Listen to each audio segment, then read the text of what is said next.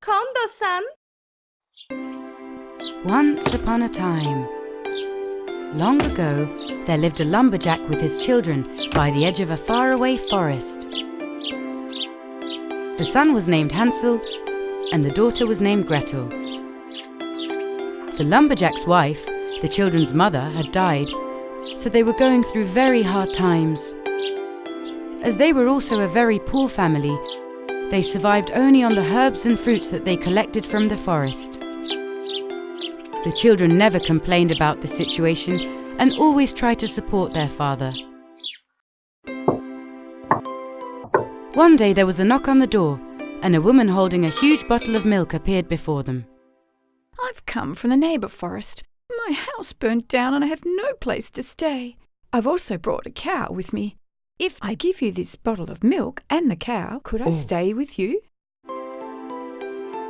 The father and children happily accepted this offer. At least they were now going to have a cow that could give them milk every day. After some time, their father married this woman, yet their impoverished life continued. One night, as the children went to bed, husband and wife started arguing, but Hansel was secretly listening to them. Look at us. How can we feed the kids like this? I'm helpless. I don't know what else to do. Well, I actually have an idea that could benefit us all, but I don't know if you'd accept. Tomorrow, let's take the kids to the forest and tell them that we're going to collect wood and we'll light a fire. Give each of them a loaf of bread and leave them there. Don't be ridiculous. I love my children.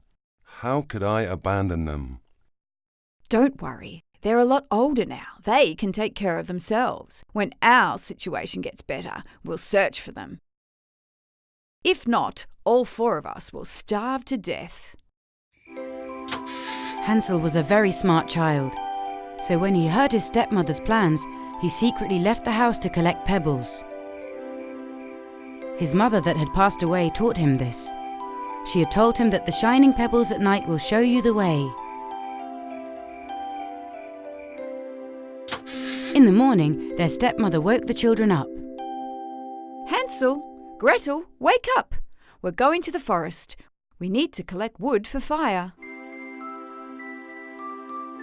The first thing Hansel did when he woke up was to put the pebble stones in his pocket. As they walked to the forest, he secretly dropped the pebble stones to the ground. They headed all the way into the depths of the forest. When they stopped to rest, their stepmother and father lit a fire, put some bread next to them, and started to walk away. Children, you rest a little by the fire.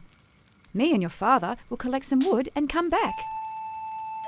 Their father was very sad, but helplessly he followed his wife towards the path home.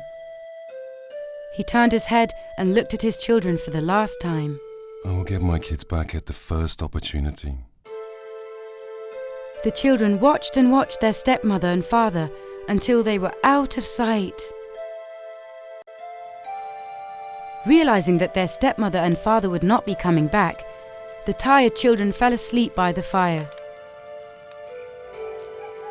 When they woke up, it was very late and the moon was glowing brightly. I'm so scared, brother. What are we gonna do? I don't think anyone's coming to find us. Don't be scared, Gretel. The pebble stones I left in the moonlight shine brightly. We can follow them and go back home. The children walked all night long, and finally they arrived at their father's home. The pebble stones had shown them the way.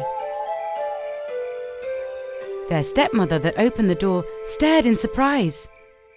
What were you doing in the forest till this hour? We looked all over for you and couldn't find you.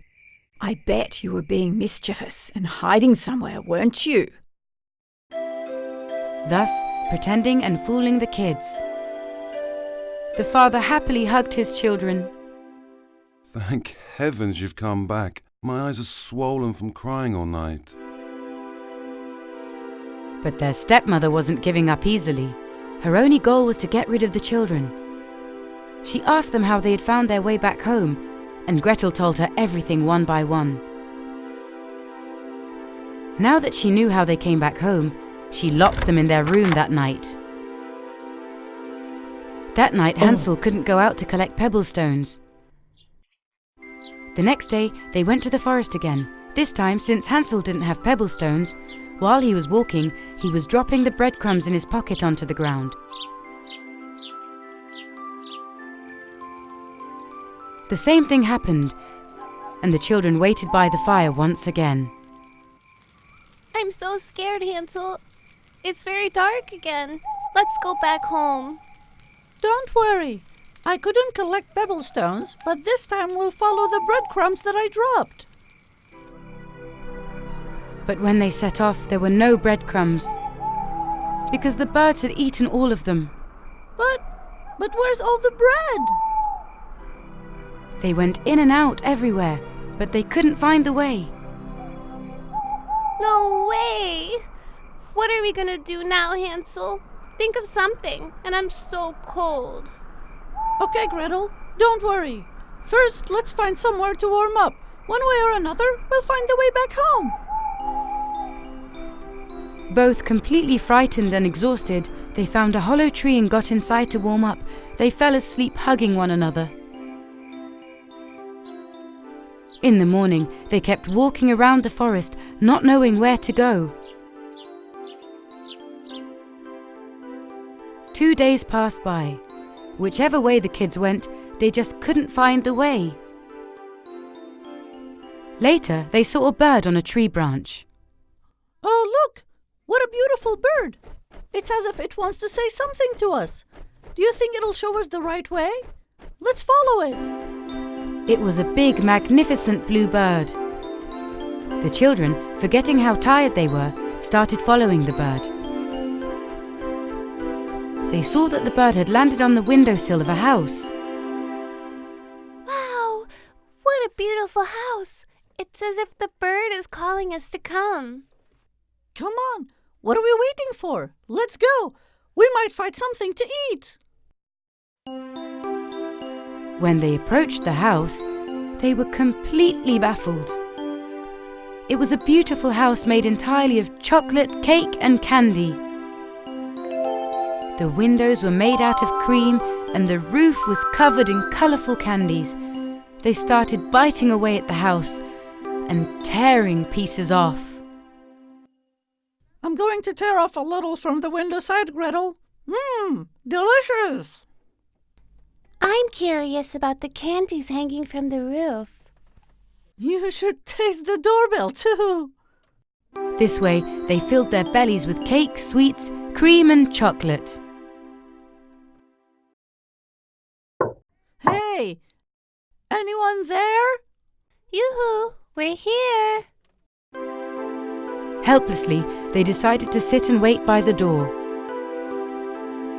A little while later, a sweet-faced, lovely woman holding a bag walked into the garden. Oh, it seems I have guests. Welcome. My bluebird gave me the news a few minutes ago, so I came as fast as I could. We're sorry. We've eaten a few things from your house without permission, but me and my sister have been really hungry for 2 days. It's okay. My house is very special. The parts you have eaten grow back right away. Come on, go inside. You must be cold. Also, if you don't have a home, you can stay with me. That night, she had them sleep in wonderful beds. And the next day, she prepared a delicious breakfast. Actually, this beautiful woman was an evil witch with treacherous plans. When she went to wake up the kids, Hansel and Gretel, who saw a horrifying witch in front of them, were screaming and wanted to escape from the room. But the witch captured Hansel and threw him in a cage and locked the door. She then threw Gretel into the kitchen. Ha ha ha ha! You stupid kids, you fell for my house made of candy. Go on then, cook the meals that you and your brother like. Get fat, so I can feel my belly more when I eat you. Go on and get started. Since both children were incredibly clever, in order to not get fat, they only ate enough to survive. Gretel threw away the food on her plate when the witch was not looking, and Hansel hid the food in his jacket and trouser pockets. Gretel, come here. Let's see if you've gotten any fatter. The witch first picked up Gretel to check her weight. You're such a skinny girl.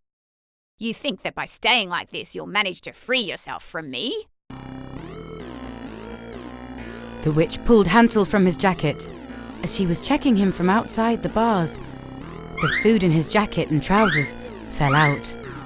The witch immediately realized what was going on. You thought you could trick me, huh? I changed my mind. I'm not going to wait until you get fat. I'm going to cook you both in the oven today. Let this be your punishment. Ha ha ha ha. She was so furious that she kept banging herself into things while she was strangling around the house. Because the witch was actually blind. It was then that Gretel realized that the witch couldn't see. She was by the stove, both crying and also planning on how they can escape. Gretel, come here, quick. Take a look at the big oven in the kitchen. Tell me, is there enough wood inside? The fire was burning hot, but Gretel tricked the witch. The fire's about to go out, my lady. Then throw in more wood. Quick! That oven door is stuck. I can't open it. What a useless girl you are. Skinny and useless. Here, it's this simple. The witch then opened the oven door. The heat of the burning wood hit her face. What's going on? You said there was no fire. The witch stretched her hand out towards the oven to understand what was happening. Taking this opportunity, Gretel pushed the witch into the oven with all her might. When the old witch fell into the oven, she closed and locked the door. The witch's screams could be heard from all around.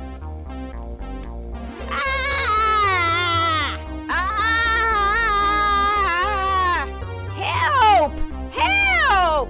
Gretel opened Hansel's cage and let him out. Both siblings hugged each other tightly. They were very happy. My dear sister, well done. We're now saved because of you. Gretel, come on. Let's see if we can find something to use at home before we get out of here. They wandered around the house together. There was a door to a room that the witch never allowed to be opened. When they opened it, they saw a chest full of jewels. Let's fill our pockets right away. We'll have jewels instead of food this time. They quickly got away from the house and entered the forest. It was as if all the paths were familiar. Finally, they saw their house from afar. Father! We're here. The father that opened the door happily hugged his children. He was so happy. Children, I have some news for you.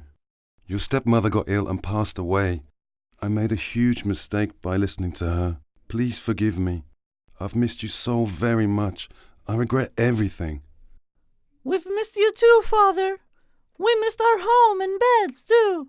Now we can forget about everything and be together. They took the jewels out of their pockets and gave them to their father. Oh. Their father stared with surprise. What are these? We're no longer poor. We're rich. Father, we have so much to tell you. You have no idea what we've been through. That night they sat by the fire and chatted till morning. The bad days were left behind, so they all lived a happy and peaceful life. Once upon a time, in a faraway country, a mother duck sat on her nest, patiently waiting for her 6 eggs to hatch. One day, she noticed that one of the eggs was bigger than the others. I'm pretty sure that the ducklings that come out of this egg will be the most beautiful ducklings that anyone has ever seen. Even though she convinced herself there was nothing wrong, the mother duck was still worried because this was the first time she had seen such a big egg. Finally, the eggshells began to crack, and one after another, the ducklings started coming out with joy as they were quacking. They all hatched but one. There was no movement in the big egg. I guess it didn't get warmed enough. Now I'm gonna sit on it again to see if it hatches. The ducklings sat beside their mother as she sat on the nest warming the big egg.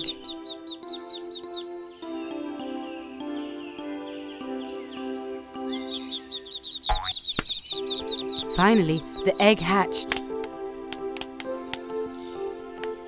Everyone was curiously watching it. They were surprised at what they saw, a grey-coloured ugly duckling which looked nothing like his siblings. They were all staring at him. Oh my, this duckling doesn't look like the others. The rest of my ducklings are so cute. Why is he so different? Mother Duck was very sad. She consoled herself, hoping that one day he might look like his siblings. But at the same time, she told herself that no matter what, he was her duckling too. Days passed and the ugly duckling was still the same. When they went for walks with their mother and wandered around, his siblings always left him behind. What an ugly duckling you are! You don't look like us. Go away. We can't even play with you. We don't like you. We don't want you hanging out with us. The ugly duckling was really upset. He always walked with his head down, looking sad. One day, he went to the lake, and as he cried, he talked to himself. My mother is very sad, and my siblings don't even want me. Why am I so ugly? I'm so lonely. Nobody loves me. As he looked into the water, he saw his reflection.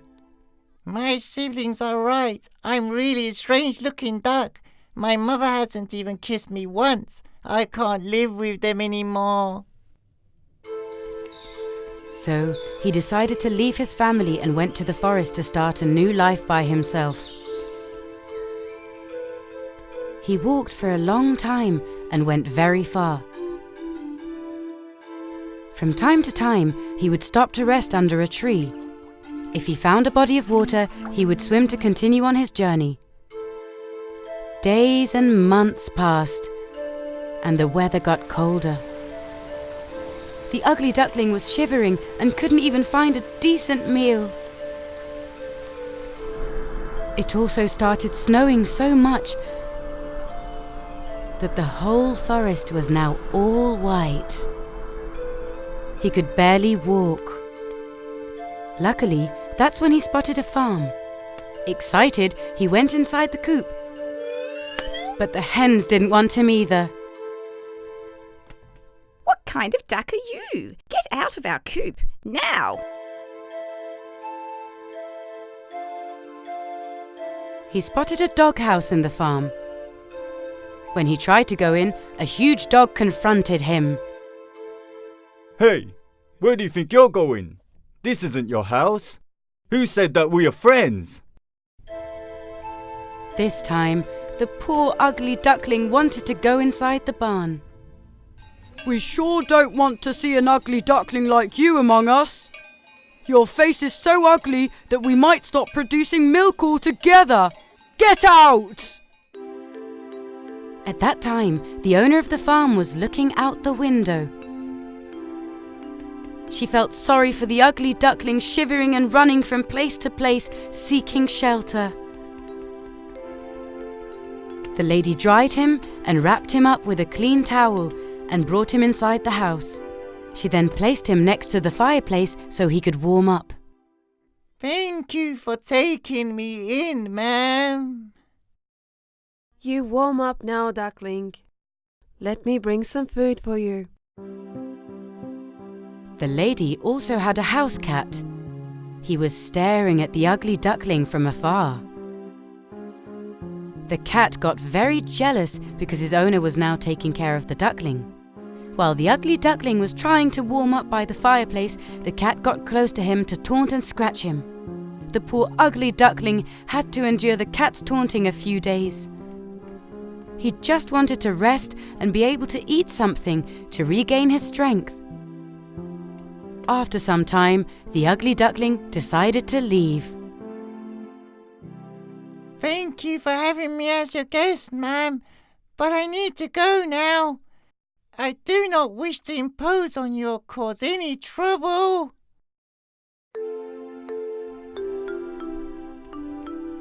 The ugly duckling started his journey again. By then, the snow had melted and spring had come. On his way, he came across a little lake. He jumped in, and as he happily swam, he saw his reflection in the water. Uh-oh, who's this? This is not me, or... Could it be? Last time I looked in the winter, I was an ugly-faced duckling. He flapped and flapped his wings, and when he saw his huge shadow in the water, he shouted joyously. Good heavens! How much I've grown and how handsome I've become! I wonder, how would my mother and siblings treat me if they saw me now? Suddenly, 2 swans that looked like him swam towards him.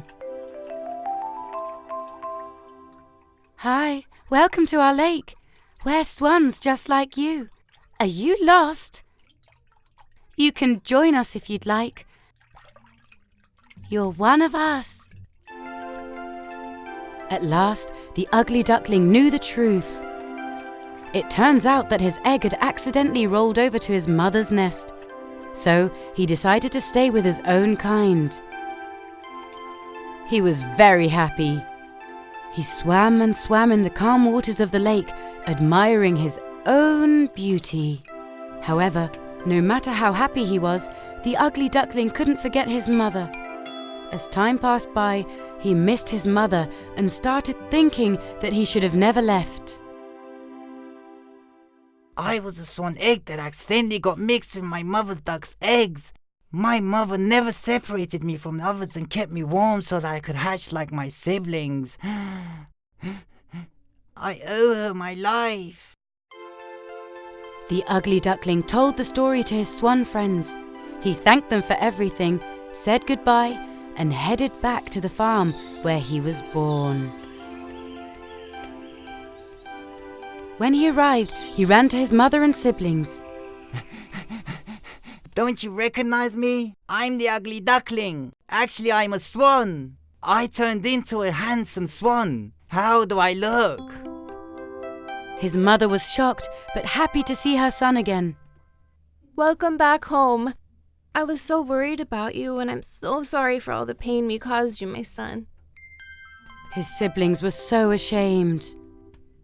We judged you based on your appearance. Can you forgive us? We broke your heart. We will never make such a mistake. Come on, let's swim together like the good old days. They all jumped into the water joyfully. They swam in tandem with Mother Duck at the front, followed by her 5 ducklings, and in the back the beautiful white swan, the ugly duckling. Swimming all together, they lived happily ever after.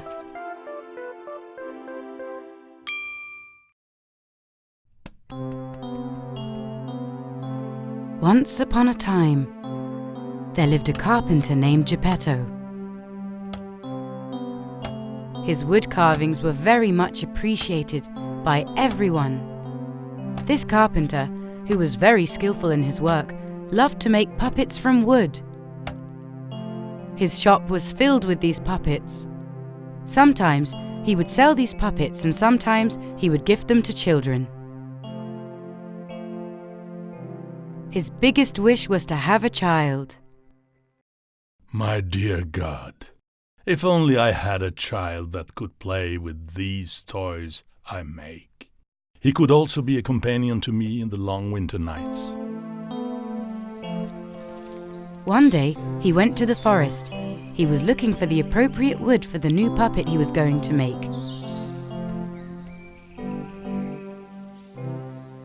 This is just the wood I'm looking for. Solid but soft enough to carve. I can easily make the nose, mouth and arms out of this. It's going to be a wonderful puppet. He placed the log he had found on his shoulders and headed back to his shop and placed it on his counter. Got to work.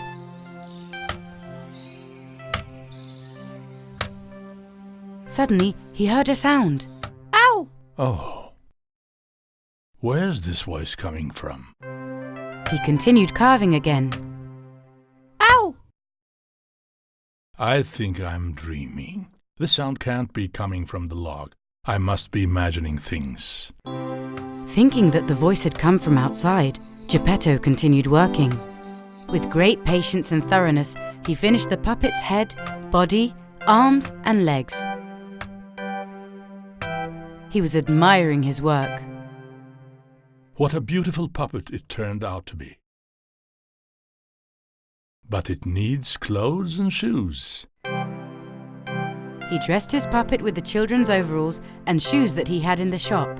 It turned out to be such a lovely boy, he placed the puppet on his table. Since I don't have any children, I can be friends with this puppet. I've even got a name for him.